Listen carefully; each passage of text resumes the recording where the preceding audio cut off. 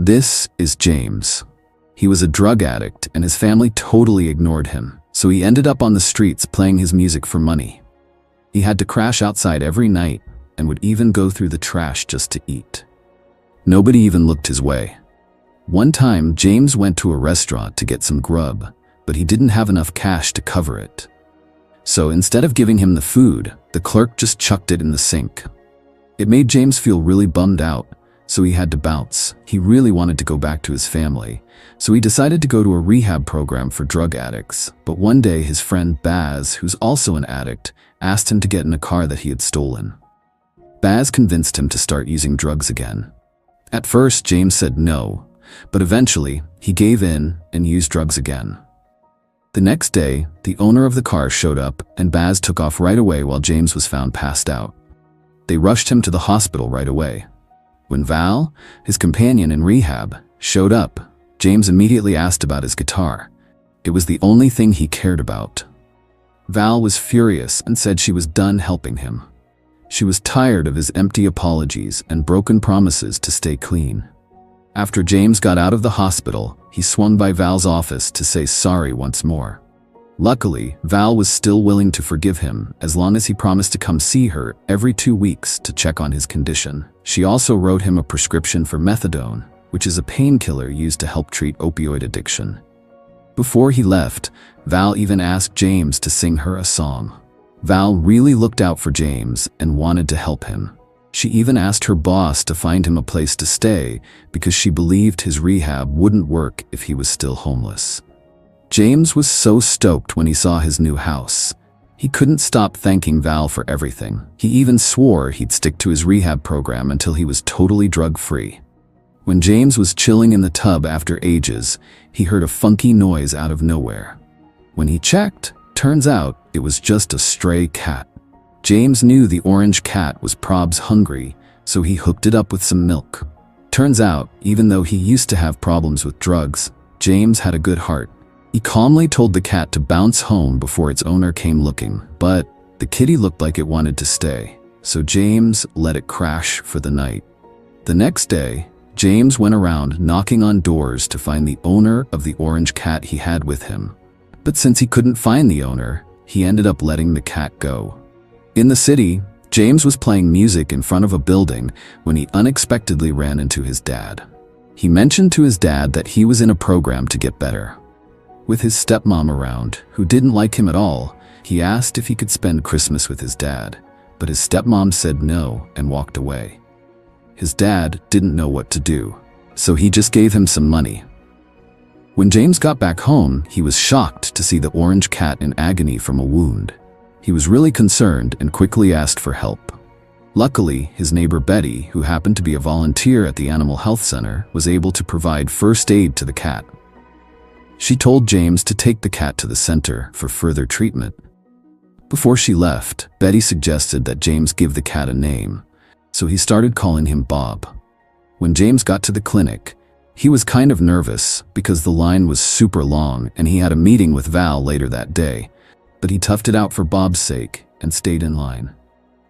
After James got checked out, he had to shell out some cash for the medicine, which was more than he expected. Turns out, the clinic only did free checkups, not free meds, so he had no choice but to use the money his dad gave him yesterday to get Bob's medicine. Back at home, James had a hard time giving Bob his medicine, so he had to ask Betty for help again. Not only did she help, but she also gave Bob 2 cans of canned cat food. Despite living in an area with lots of drug addicts, Betty said she was clean of drugs and hated people who used drugs. Hearing this, James had to lie and say he was just a musician looking for inspiration for a new song, without mentioning his past as a drug addict. The next day, James met up with Val to explain why he couldn't keep his promise the day before. He had a big smile on his face as he told her about his new friends, Bob the cat and Betty. But when Val heard about Betty, she got really concerned. She told James that he wasn't in the right place to start a relationship. James felt really down after hearing that, but luckily Bob was there to cheer him up a bit. One day, when James was heading into town to play music on the streets, Bob decided to tag along even though he had been told not to. So, whether he liked it or not, James had to bring Bob with him. It turns out that when Bob was with him, a bunch of people noticed, and some even asked to take a picture with him. Usually, when he played music on the street, nobody paid attention. But this time, thanks to Bob, a bunch of folks actually stopped to listen.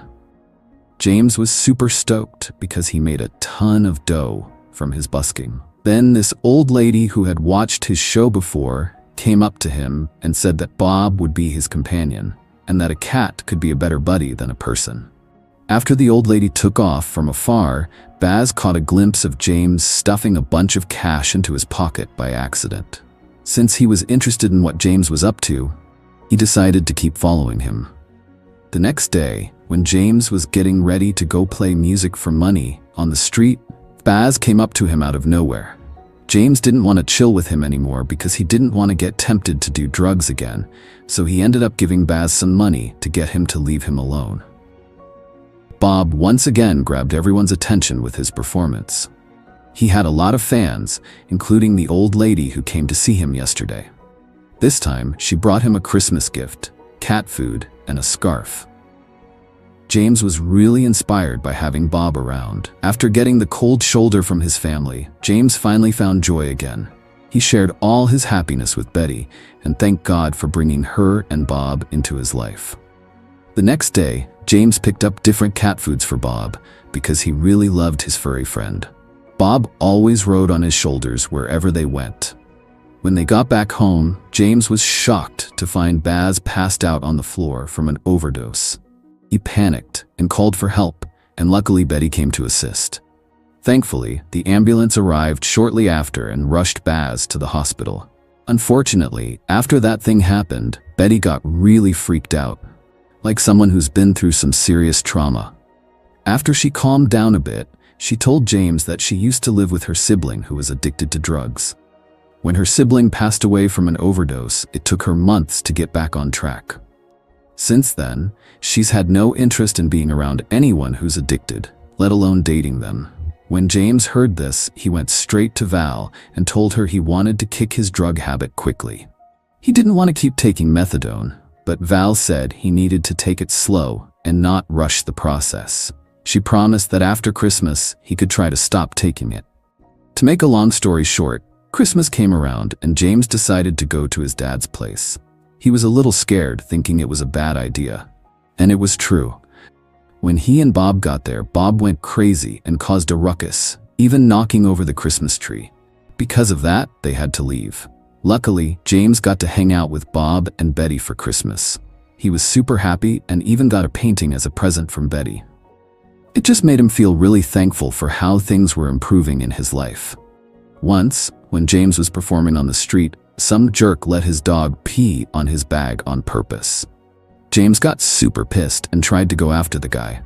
Their fight drew a crowd, and the cops ended up taking James away.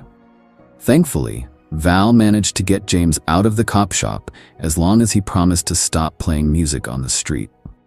If he got caught doing it again, he'd be locked up for half a year. James wasn't bothered at all. He seemed really agitated because he was fretting about Bob. Val suggested he go pick up some methadone from the drugstore to help him chill out. Betty ran into James at the pharmacy and flipped out when she saw him taking methadone. She felt totally betrayed and didn't even want to hear his side of the story. James went from being happy to feeling like crap in no time.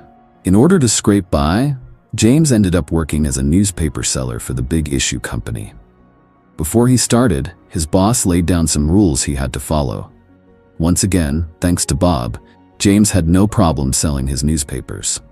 They even caught the eye of a passing journalist who got permission to interview and cover them. This made a jealous coworker, especially when someone bought a paper from James in his area.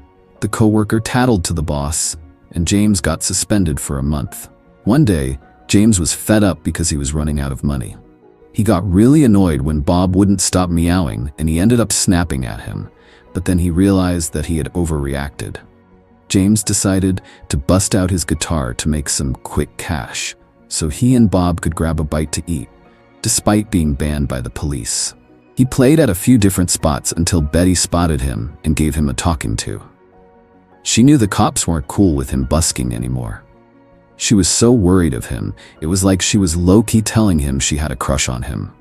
To make a long story short, James's break from work was done and he could go back to selling newspapers. But when he was out on the job that day, someone came up and tried to make James sell Bob to her son. James said no, and they got into a big argument. A dog started barking and scared Bob, so he took off running. James ran after him right away. After looking everywhere for Bob, James couldn't find him and started feeling super sad and worried about his buddy. His love for Bob was so strong that he started blaming himself for not taking care of him better. Val got worried about James too. Meanwhile, the news about James and Bob going missing blew up on the internet and in the newspapers, catching the eye of a leader of a writing agency. It had been a few days and James still couldn't track down Bob. Getting really stressed out, James went up to the drug dealer near his place to see if they knew where Bob was. When James got back home, all of a sudden Bob was there. James was so thankful and gave Bob a big hug right away. To make a long story short, Val finally gave James permission to take a break from methadone for a week. This was the final stage of his rehab. If James pulled it off, he would be totally drug-free. With Bob by his side, James was confident he could handle it. Right before finishing up his rehab, James wanted to say sorry to Betty for all the lies he told. Betty, who had a thing for James, finally forgave him and told him to stay strong during the rest of his recovery. After a week of toughing it out, James finally made it through rehab. And of course, his buddy Bob was there for him the whole time. Things started looking up for James after that. He was totally off drugs. His friend Val was thrilled for him too. When James was about to share some exciting news with Betty, he realized that she was about to move in with her parents. However, Betty didn't see it as a goodbye, since James could still visit her at her new place. A couple days later, the writing agency that liked James asked him to team up with them. They wanted James to write a book about his and Bob's story. When James got back from the writing agency, he made a point to visit his dad's place. His old man was thrilled to hear that James was off drugs. James said sorry for letting the family down. His dad then handed over a photo of James that he had been carrying in his wallet all this while. Turns out, he never gave up on James. He just felt bad for not being a better dad. Long story short, James's first book release was a big deal. People lined up to get James and Bob's autographs. Everyone who had ever been a part of James's life, like Betty, Val, and his dad, showed up too.